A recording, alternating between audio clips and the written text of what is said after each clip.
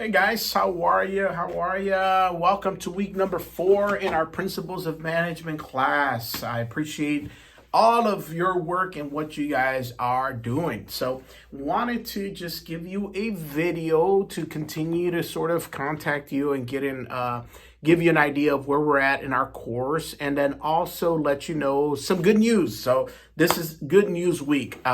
So let me start off by sort of reviewing last week and then review this week and tell you what's coming up for the week to come.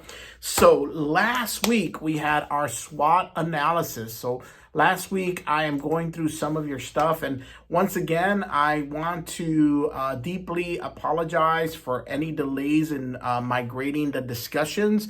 I read every discussion, so it takes me a while to digest in a class this big. It's 100 students. So I want to make sure I'm giving you guys the attention that's required. That being said, it's delayed a little bit, but I should be caught up by today.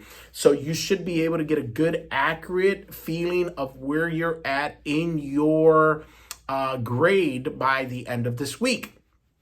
So this week, just to give you what's going on this week, you are not going to be graded for your discussion. Now, I would love for you to reply because I want to stay in contact with you and see what you're feeling, what's going on with you, what's happening. So if you can, reply. It'll be great to reply to my discussion. Just create a thread and reply like you would any other discussion, right?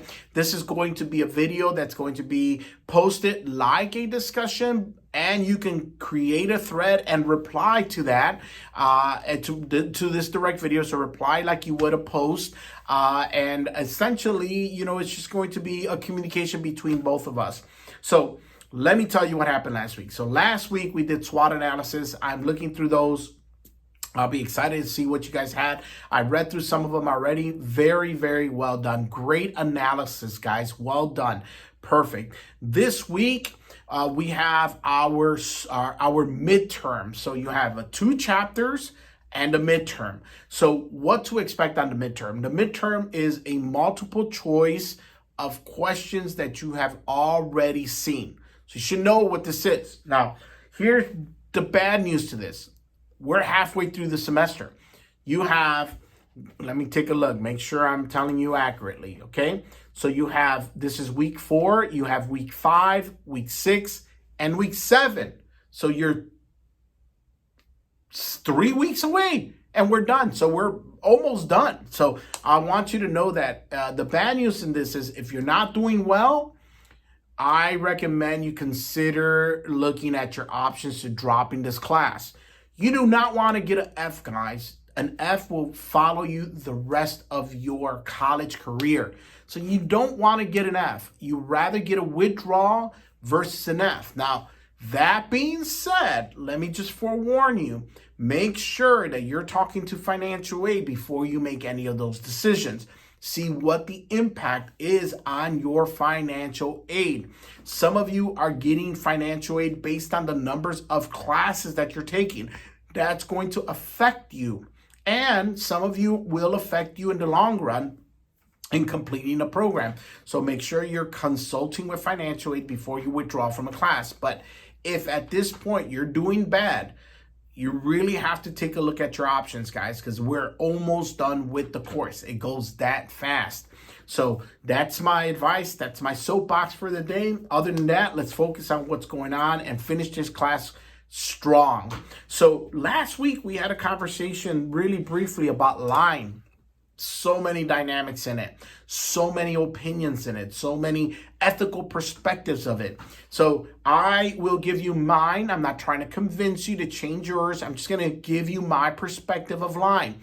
Lying is a condition of a heart, right? And to me, what makes things wrong or evil is not its action, but its reason, its condition, why, right? So for some of you who struggled with the decision, is lying right or wrong? The answer, it's both. The answer, it could be bad, but it also could be good. So there is a famous story that is a true life story, and the guy that actually engineered this concept was from Georgia. He died maybe a year ago, and it's the Ghost Army.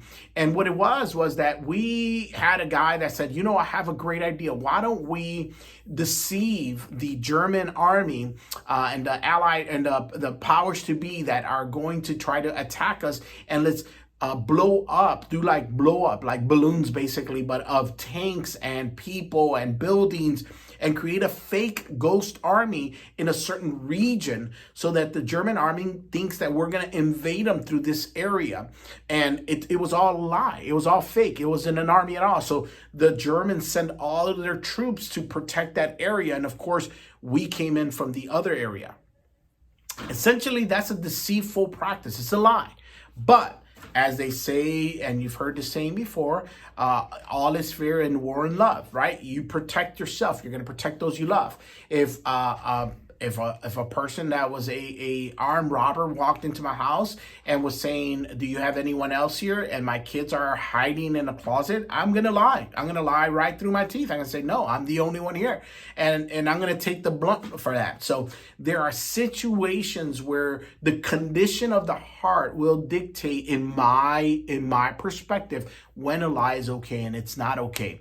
It goes back to the story that I shared with you of Rahab.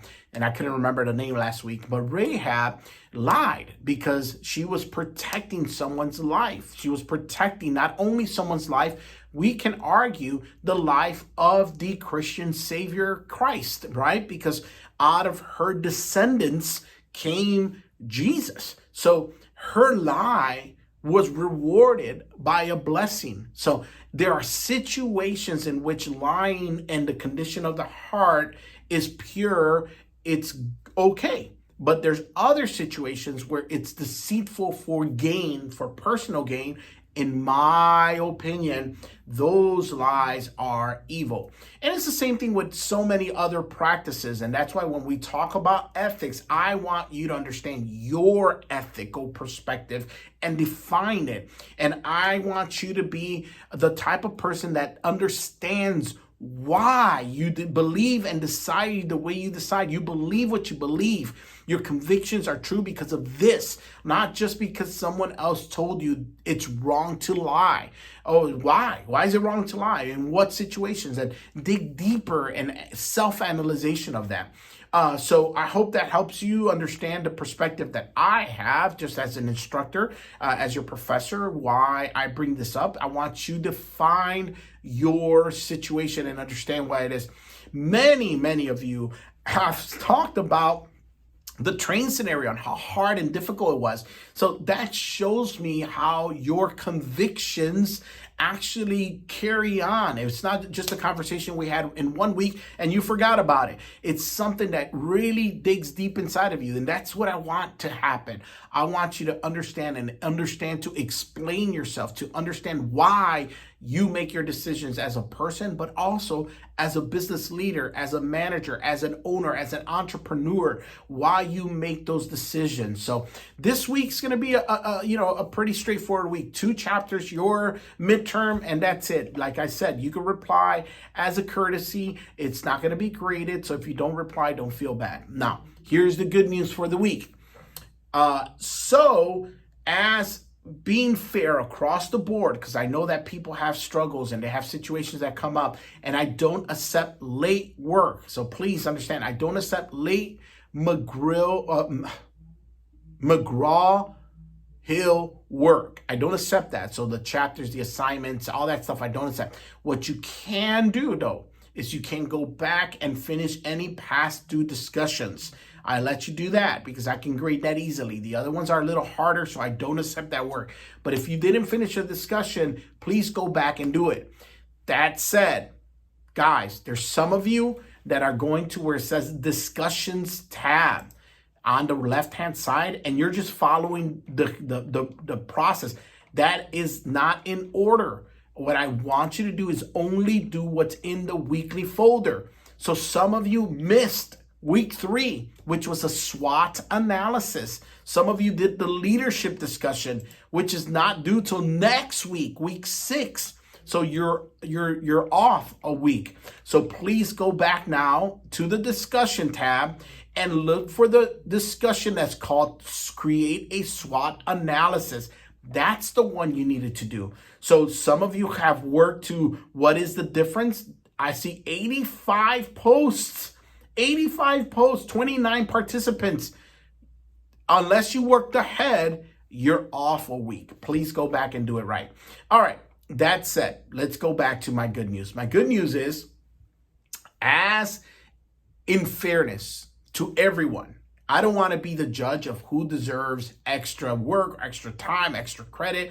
I don't want to be that guy. I don't want to be the person that decides that this person should get an extension and this person should be able to do their work late and this person shouldn't. So what I do is I am trying to be fair across the board, and I am going to drop the lowest grades on 2 of your homework or quizzes. So it's not ranked, it's just whatever your lowest grades is from the beginning of the semester till now. 2 of them, either it's going to be the lowest homework and the lowest quiz, or a combination of that, and 1 of your lowest assignments, which is your Learn Smart.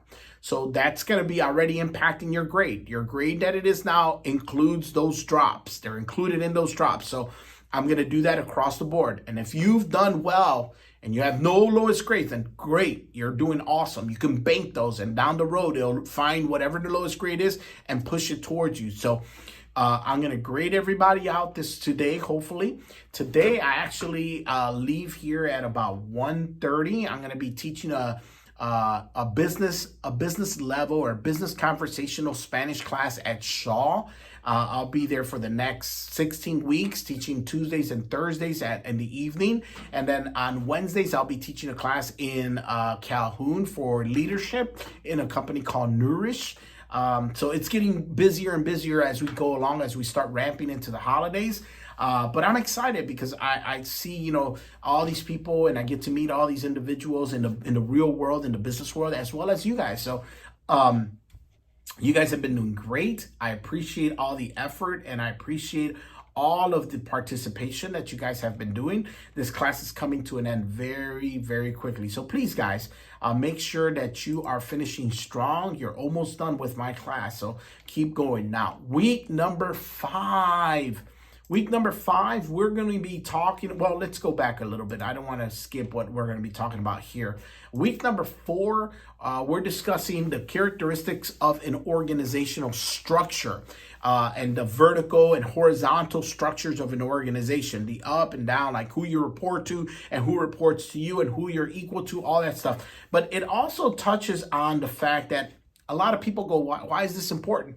Well, I'll tell you why. Like when you're looking for a job and you want, and especially a management position, you want to see what levels are above you where you're starting at, because you're going to see that important process of upward mobility. What promotions can I get? What else can I do besides staying here as a manager? Is there anyone? Do I report directly to the president? I'm never going to be the president probably. So, or there's going to be other managers that are going to shoot for that position. Or is there other layers in the structure that I can be promoted to? So that's important for you, especially if you're looking at a job that you want to stay in a long time, long term. You want to find upward mobility in that position.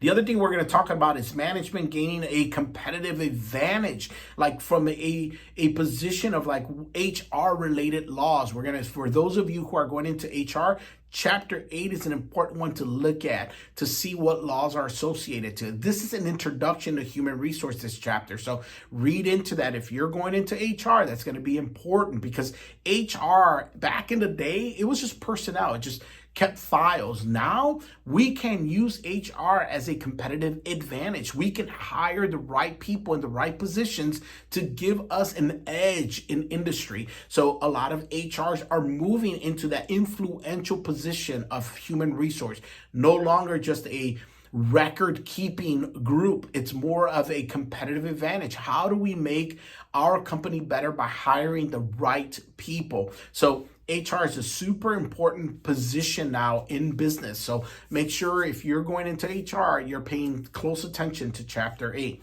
So that being said, next week, Chapter 6, we are looking at a couple things. Excuse me, let me rewind a little.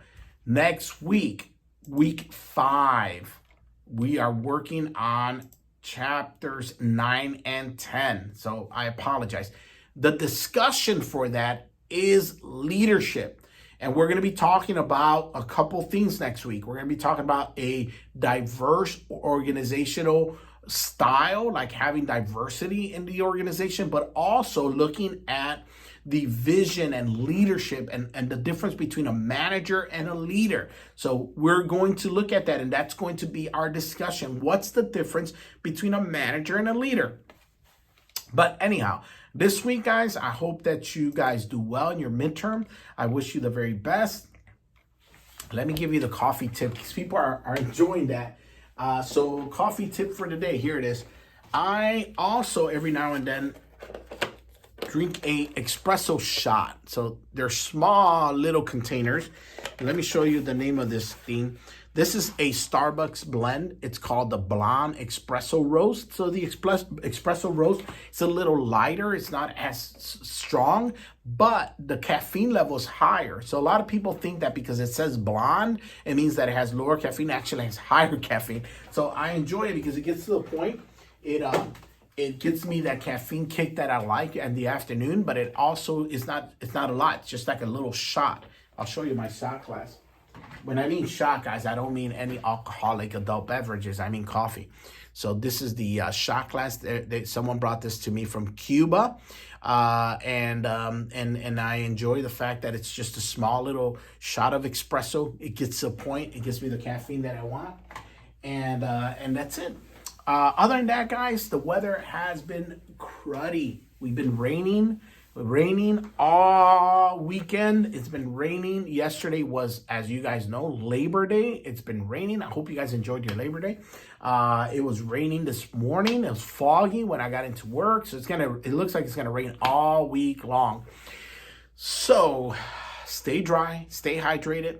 Stay positive. I know, this gets you gloomy. Like yesterday, I woke up and I was just kind of groggy, like the weather, just, But you try to stay active, get out there and do a little something. But other than that, it's going to be a crazy busy week. So I'm excited for it. I'm excited to meet a bunch of new people, get to know everybody. And that's about it. I mean, that covers it. Guys, I appreciate your hard work and your efforts. Oh, let's see. Let's do the shout out. Let's give out some shout outs here. Let's just do the top few. Let's go to our grades. All right. Shoshana, killing it. Shoshana, actually, she likes to be called Elizabeth. So Shoshana, I like Shoshana. It's pretty cool. So I'm going to call you Shoshana. Jennifer, back on the list. We got Laura Beth, Jocelyn, Megan, Stephen, Hannah, James, Latasha, Haley, well done, guys. Shout out to you guys. Out of 100 students, you guys are ranking on top. I appreciate your work. Keep doing it. Keep getting those discussions done early. Get them over with. This is going fast, guys. So as I told you, there's no slowing down. So get that work, get it over with, get it done, and let's move on. Guys, have a wonderful, wonderful, wonderful week. Stay positive. Stay strong. You can do this. Let's make it happen. Take care, everybody.